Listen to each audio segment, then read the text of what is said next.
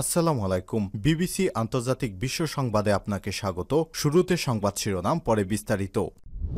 বাংলাদেশের সর্বশেষ গুরুত্বপূর্ণ আপডেট সংবাদে আপনাকে স্বাগত। শুরুতেই সংবাদ শিরোনাম, পরে বিস্তারিত। প্রথমে জানাবো, নাশকতার প্রশিক্ষণদাতা মেজর সাদেকের স্ত্রীও হাসিনার ঘনিষ্ঠ। স্বামী স্ত্রী মিলে সাংগঠনিকভাবে আওয়ামী লীগকে সক্রিয় করার চেষ্টা করছিলেন মেজর সাদেক এবং তার স্ত্রীকে জিজ্ঞাসাবাদ করতে চায় পুলিশ। প্রশিক্ষণের ঘটনায় পুলিশ ডিবির হাতে গ্রেপ্তার ৩০। আওয়ামী সন্ত্রাসীদের নাশকতা প্রশিক্ষণ দেয় মেজর সাদেকুল হক সাদেকের বিষয়ে আরও গুরুতর তথ্য পাওয়া গেছে। তিনি ফ্যাসিবাদী দল আওয়ামী লীগের অনুসারী হিসেবে বিয়ে করেন একই আদর্শের মেয়েকে। তার শ্বশুরবাড়ির লোকজন কঠোর আওয়ামীপন্থী। এরপর জানাবো, বিমান বাহিনীর অভ্যন্তরে রয়ের নেটওয়ার্ক ফাঁস।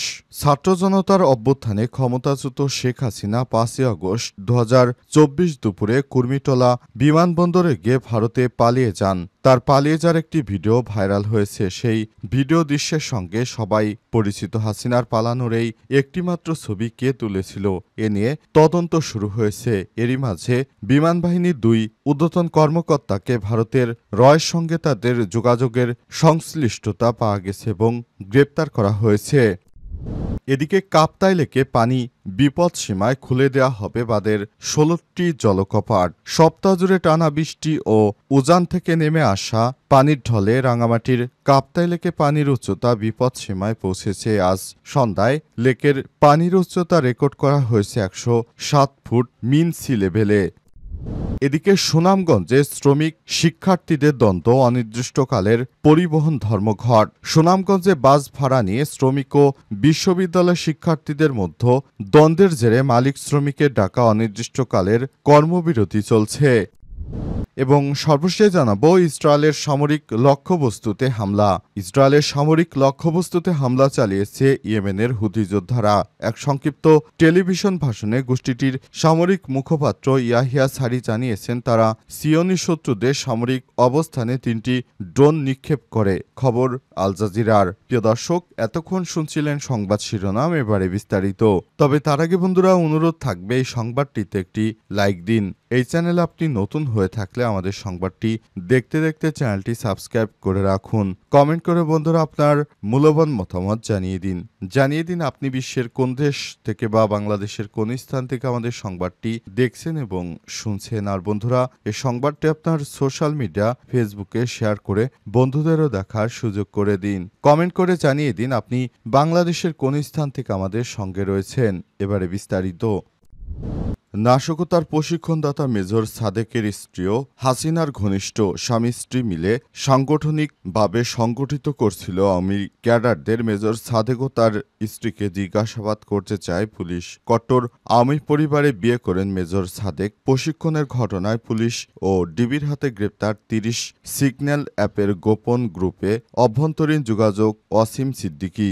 আওয়ামী সন্ত্রাসী নাশকতার প্রশিক্ষণ দেয় মেজর সাদেকুল হক সাদেকের বিষয়ে আরও গুরুতর তথ্য পাওয়া গেছে। তিনি ফ্যাসিবাদী দল আওয়ামী লীগের অনুসারী হিসেবে বিয়ে করেন একই পরিবারের মেয়েকে। তার শ্বশুরবাড়ির লোকজন কঠোর আওয়ামীপন্থী। শেখ হাসিনার পরিবারের সঙ্গেও তাদের ঘনিষ্ঠতা ছিল। তাই সরকার হঠাতে স্বামী স্ত্রী মিলেই চালাচ্ছিলেন প্রশিক্ষণ কার্যক্রম। এসব বিষয়ে বিস্তারিত জানার জন্য সাদেক ও তার সহধর্মিণী সুমাইয়া ফারজিনকে জিজ্ঞাসাবাদ করতে চায় পুলিশ।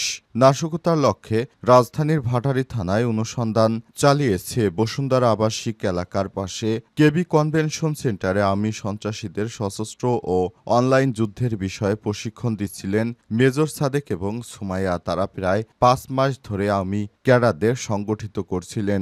নিষিদ্ধ ছাত্রলীগের কয়েকজন সাবেক নেতা নিয়ে কিভাবে অনলাইন প্ল্যাটফর্মের মাধ্যমে প্রশিক্ষণ কার্যক্রম চলছিল সে বিষয়ে বেরিয়ে আসছে একের পর এক চাঞ্চল্যকর তথ্য।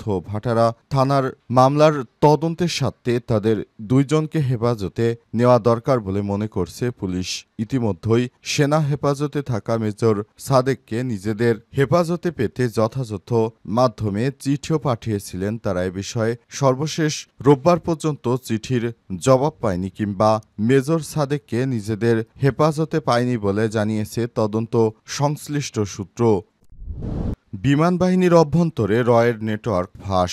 ছাত্র জনতার গণ অভ্যুত্থানে ক্ষমতাচ্যুত শেখ হাসিনা ৫ই আগস্ট ২০২৪ দুপুরে কুর্মিটোলা বিমানবন্দর দিয়ে ভারতে পালিয়ে যান। তার পালিয়ে যাওয়ার একটি ভিডিও ভাইরাল হয়। সেই ভিডিওর দৃশ্যের সঙ্গে সবাই পরিচিত। হাসিনার পালানোর এই একটিমাত্র ছবি কে তুলেছে এই ছবি এবং কে ধারণ করেছেন এই ভিডিও, সঙ্গে সঙ্গে নেট দুনিয়ার ভিডিওটি আবারও ছড়িয়ে দিলই বা কে।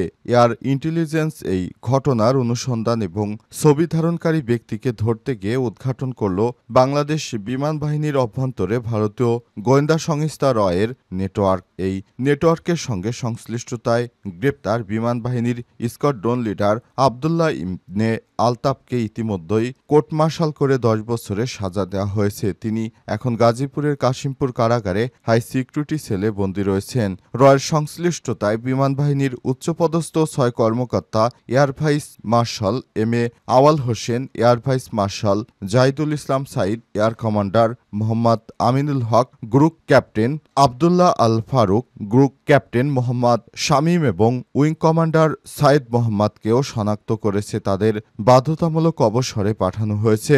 আমার দেশের অনুসন্ধানে সম্পর্কে বিস্তারিত তথ্য পেয়েছে। এ ব্যাপারে যোগাযোগ করা হলে আন্তঃবাহিনী জনসংযোগ পরিদপ্তর আইএসপিআর এর পরিচালক লেফটেন্যান্ট কর্নেল সামিউদ্দৌলা চৌধুরী আমার দেশকে জানিয়েছেন, বিমান বাহিনীর এই 6 অফিসার স্বাভাবিক অবসরে গেছেন। নির্ভরযোগ্য সূত্র থেকে জানা গেছে, বাংলাদেশ এয়ারফোর্সের ভেতরে রয়ের শ্যাডো রিক্রুটার হিসেবে কাজ করতে স্কোয়াড্রন লিডার আবদুল্লাহ বিন ইবনে আলতাফ এয়ার ইন্টেলিজেন্স তাকে আইডেন্টিফাই করার পর ২০২৪ সালের ১৪ আগস্ট ডিজিএফআইয়ের হাতে তিনি গ্রেপ্তার হন। তার ব্যক্তিগত গাড়ি থেকে উদ্ধার করা হয় ভারতীয় প্যারা কমান্ডোর ব্যবহৃত করা দুটি FN-90 এবং সিকপি ২২৯ রাইফেল এবং ১ কোটি নগদ টাকা সহ বিভিন্ন ইলেকট্রনিক ডিভাইস। কাপ্তাই লেকে পানি বিপদ সীমায় খুলে দেয়া হবে বাঁধের ১৬টি জলকপাট। সপ্তাহ জুড়ে টানা বৃষ্টি ও উজান থেকে নেমে আসা পানি ঢলে রাঙামাটির কাপ্তাই লেকে পানির উচ্চতা বিপদ সীমায় পৌঁছেছে। সন্ধ্যায় কাপ্তাই লেকের পানির উচ্চতা রেকর্ড করা হয় ১০৭ ফুট মিন সি লেভেলে। যদিও লেকটির ধারণ ক্ষমতা ১০৯ ফুট অর্থাৎ, তবে কাপ্তাই বাঁধের বয়সজনিত কারণে ১০৭ ফুটকেই বর্তমান বিপদসীমা হিসেবে বিবেচনা করা হচ্ছে। কাপ্তাই জলবিদ্যুৎ কেন্দ্রের ব্যবস্থাপনা পরিচালক মাহমুদ হাসান স্বাক্ষরিত এক বিজ্ঞপ্তিতে জানানো হয়েছে, লেকে পানি বিপদসীমায় পৌঁছেছে। সোমবার বিকাল ৩টায় কাপ্তাই পানি বিদ্যুৎ উপকেন্দ্রের ১৬টি জলকপাট ৬ ইঞ্চি করে ছেড়ে দেয়া হবে। এতে প্রতি সেকেন্ডে ৯,০০০ কিউসেক পানি কাপ্তাই লেক হতে কর্ণফুলী নদীতে নিষ্কাশন করা হবে। একই সঙ্গে জানানো হয়েছে, কেন্দ্রের 5টি ইউনিটে হতে সর্বমোট ২১৯ মেগাওয়াট বিদ্যুৎ উৎপাদন হয়েছে। এই বিদ্যুৎ উৎপাদন করতে গিয়ে প্রতি সেকেন্ডে ৩০,০০০ কিউসেক পানি কাপ্তাই লেক হতে কর্ণফুলী নদীতে নিষ্কাশন করা হচ্ছে। কাপ্তাই জলবিদ্যুৎ কেন্দ্রের ব্যবস্থাপনা পরিচালক মাহমুদ হাসান আরও জানান, রাতে যেভাবে পানি বৃদ্ধি পাচ্ছে, সকালে এই ধারা অব্যাহত না থাকলে পানি সোমবার ছাড়া হবে না। তিনি আরও বলেন, বর্তমান লেকের ইনফ্লো ও বৃষ্টিপাত পরিস্থিতি নিবিড়ভাবে পর্যবেক্ষণ করা হচ্ছে। ইনফ্লো বেশি হলে অর্থাৎ পানির লেভেল অপ্রত্যাশিতভাবে বৃদ্ধি পেলে স্পিল ওয়ার অর্থাৎ জলকপাট গেট খোলার পরিমাণ পর্যায়ক্রমে বৃদ্ধি করা হবে। সুনামগঞ্জে শ্রমিক শিক্ষার্থী দ্বন্দ্বে অনির্দিষ্টকালের জন্য পরিবহন ধর্মঘট। সুনামগঞ্জে বাস ভাড়া নিয়ে শ্রমিক ও শিক্ষার্থীদের দ্বন্দ্বে মালিক শ্রমিকের ডাকা অনির্দিষ্টকালের কর্মবিরতি চলছে। আজ সকাল থেকে জেলার সব ধরনের দূরপাল্লার এবং আঞ্চলিক রুটের বাস চলাচল বন্ধ রয়েছে। এতে চরম ভোগান্তিতে পড়েছে হাজারো ব্যবসায়ী। শ্রমিক নেতারা জানান, সুনামগঞ্জ বিজ্ঞান ও প্রযুক্তি বিশ্ববিদ্যালয়ের শিক্ষার্থীরা তাদের বাসের শ্রমিককে মারধরের প্রতিবাদ শহরে তাদের এক চালককে মারধর ও জেলে থাকা বাস চালকের মুক্তির দাবিতে তাদের এই কর্মবিরতি কর্মসূচি। চালকদের মারধরের বিচার ও চালকদের মুক্তি না দিলে অনির্দিষ্টকালের জন্য এই পরিবহন ধর্মঘট চলবে। এদিকে হঠাৎ পরিবহন ধর্মঘটে ভোগান্তিতে পড়েছে জেলার সাধারণ মানুষ। এর আগে সোমবার বিকাল ৪টায় জেলার শান্তিনগর সুবিপ্রবির অস্থায়ী ক্যাম্পাসের সামনে সুনামগঞ্জ বিজ্ঞান ও প্রযুক্তি বিশ্ববিদ্যালয়ের শিক্ষার্থীদের সঙ্গে কথা কাটাকাটির এক পর্যায়ে বাসের হেলপার মারধরের শিকার হয়েছে এমন অভিযোগ এনে পৌর শহরে নতুন বাস স্টেশন এলাকায় সড়ক অবরোধ করে রাখে শ্রমিকরা। রাতে ৩ দফা দাবিতে অনির্দিষ্টকালের কর্মবিরতির ঘোষণা দেন মালিক শ্রমিক ঐক্য পরিষদ। এরপরই আজ এই ধরনের ধর্মঘট পালন করা হচ্ছে। তাদের কাছে বলা হয়েছে, সাধারণ মানুষকে আপনারা যেভাবে কষ্ট দিচ্ছেন সেটি দিয়ে এই ধরনের ধর্মঘট কোনোভাবেই গ্রহণযোগ্য নয়। তবে তারা সাধারণ জনতার কথা মানছে না। তারা মনে করছে তারা হয়তো যা খুশি সেটাই করবে।